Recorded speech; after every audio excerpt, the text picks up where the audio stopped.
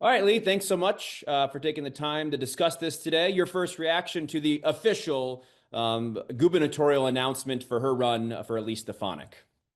Well, coming off the election night Tuesday, I think everybody was wanting to take a breath and relax. But the next chapter starts, and so we are, back in it. It's obviously Governor of New York's huge, a huge prize, and the fact that Stefanik has pretty much gotten organized and has her team together and got everything kind of lined up, and why not?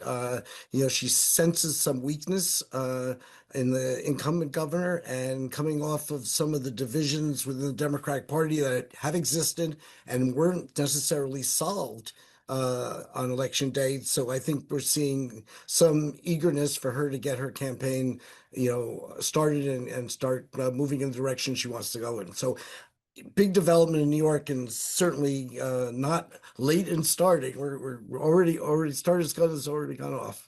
Yeah, you speak to the timing of this, and it does come after a Tuesday in which you saw races, gubernatorial races in New Jersey and Virginia won by Democrats. And that New Jersey one was projected to be a lot closer than it actually was. I think some people are a little interested to see why Elise Stefanik would be so encouraged to run now, even without pushing it back another month. You know what I'm saying? After that Absolutely. that And national context going on. yeah, and, What and do you think about that? clearly Democrats had a good night on Tuesday. So you would think it would be a little odd at one level. But on the other hand, in New York, you have Governor Hochul, whose approval ratings are not strong. You have a split in the Democratic Party between the pragmatic, experienced, older generation and the new faces. And so we saw that in the a lot of places in the state, but definitely in the New York City mayoralty, where Cuomo gets beaten by Mamdani, who comes out of nowhere and takes it. And then because he's somewhat controversial in the rest of the state and nationally, but Hochul needed obviously to endorse the candidate, mayor of Democratic candidate for mayor in New York City. So now where's this leave us today? Well, it leaves us with a very odd situation. So you have Hochul, who faces a primary challenge, which will be from the more progressive side, having endorsed Mamdani and having Mamdani get lots of attention for what he did and who he is as a democratic socialist. And then you've got Donald Trump, who looms large in the overall picture. And for the Stefanik campaign, clearly Trump is a factor. So it's almost like it may end up Hochul versus Stefanik, but it may really be Mamdani versus Trump in the end. So, I mean, you've got an odd pairing here. And certainly, well, that's always happens in New York. It's bigger than life. And we're there again, and it looks like we're heading for that. Odd situation, odd pairing, but the polarization that we see nationally is likely to play out in New York State.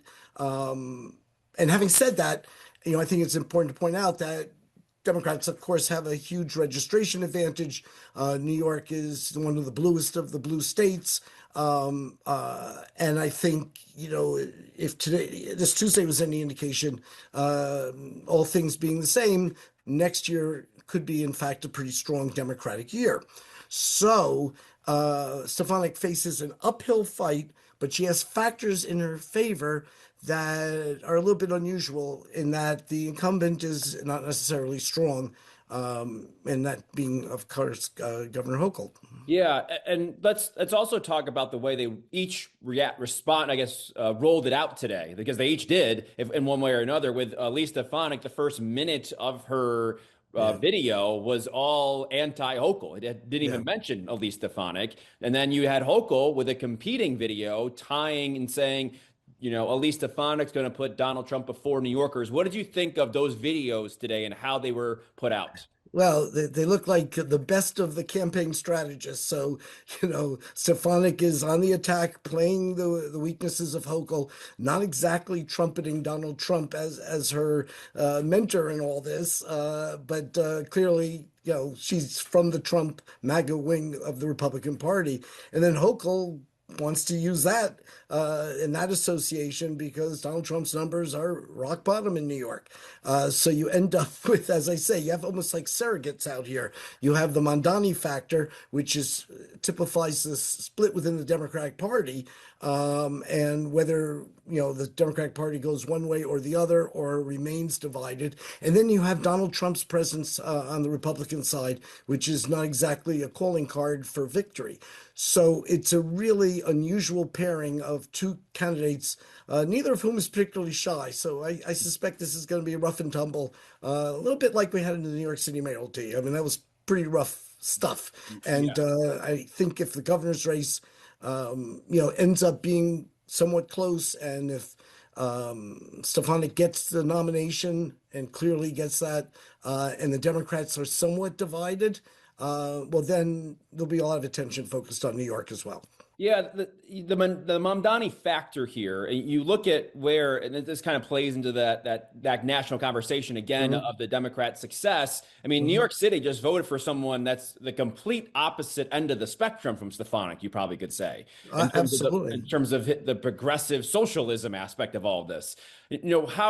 Where is Stefanik's path then in New York City? Obviously, we know how big a factor that is in the electorate. How can she gain any ground there to have a path to victory? I don't think she gains a lot of ground in New York City, but she may be able to do something in the suburbs around New York City and try to isolate the city and isolate Mamdani. A lot of it will have to do with how well he does. Where is his standing a year from now? Is he turned the city in a good direction, or have his promises turned out to be unrealistic, and therefore the endorsement by Hochul of him ends up, a black eye for her? So I think that's, a possibility, one thing to play out. The other thing is, and this may work in Hochul's favor, is that she's really not a downstate Democrat. She's also upstate. And so it's hard to connect her to the Mamdani element of the Democratic Party beyond the endorsement that she did, which others have done as well. So in a sense, it's a little bit of a stretch to say that she is out of that element, that she's a kingmaker for Mayor Mamdani. That's not what she is. That's not who she is. However, she needs to establish her own political identity and has really not been able to do that to an adequate degree so far. So I think we're going to see a rough campaign targeted by Stefanik at who Hochul is, where the Democratic Party is. Is it, is she and Mamdani, of the same party, and are they therefore going to see policies in the same way? And what has Hochul accomplished? And Hochul, in turn, will say, do you want to turn New York over to Donald Trump? And that may be all she needs ultimately to be successful, because there's no doubt that Stefanik and Trump are pals and connected in political ways that defy her trying to put any real distance between her and Trump. Is 10 months enough to get a read on Mamdani either way in New York City?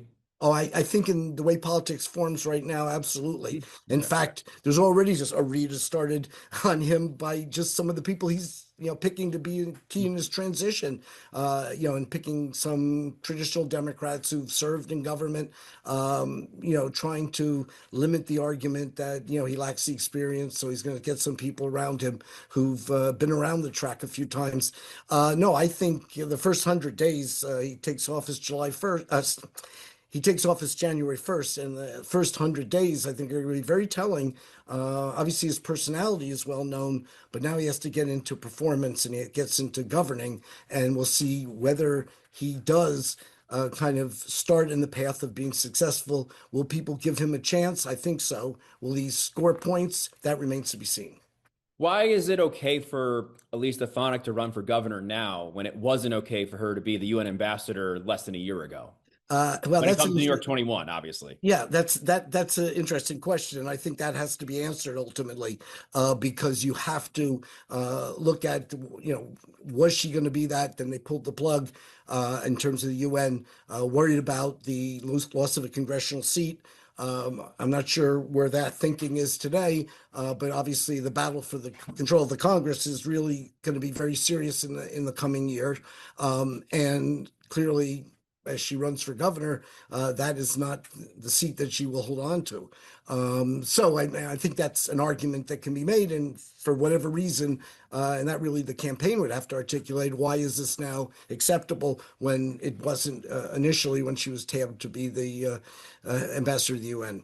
So that's a good question, and one that the campaign has to articulate a response to. Is there an Antonio Delgado factor? You mentioned that earlier in all of this. Do you think he can get momentum? I guess you look at some of the other people involved here. And I'll also bring in Bruce Blakeman, who had the day of, I think, said he was interested. What kind of factors do they play in this? Well, I think we do have this second tier that is sort of around this campaign, but may play a bigger role. I don't know what Brett Blakeman in Nassau County is going to decide to do. Ultimately, he says he's interested, but that may be just playing a card and then pull back. I mean, that doesn't mean he's really going to run. And I think as far as the lieutenant governor is concerned, Delgado, I mean, he would come after Hochul from a more progressive side and sort of try to do to Hochul what Mamdani did to Cuomo. And so in a sense, what part of the Democratic Party is Hochul going to cast her lot with? And it clearly can't be as far as Mamdani. It has to be not too far from Delgado, or she runs the risk of being progressive out of the picture. And, Democratic Party right now, there's a battle for the soul of the Democratic Party and its direction. That did not get solved. It was interesting that Mamdani could win New York City and more moderate governors could win New Jersey and Virginia. So the success of Democrats or the failure of Trump really loomed large on election day. Where we're going to be a year from now in terms of President Trump and whether the Democratic Party can get its act together, really, that remains to be seen. And that was why this coming year is going to be really information filled. All right, Lee, thanks so much for your time. Appreciate it.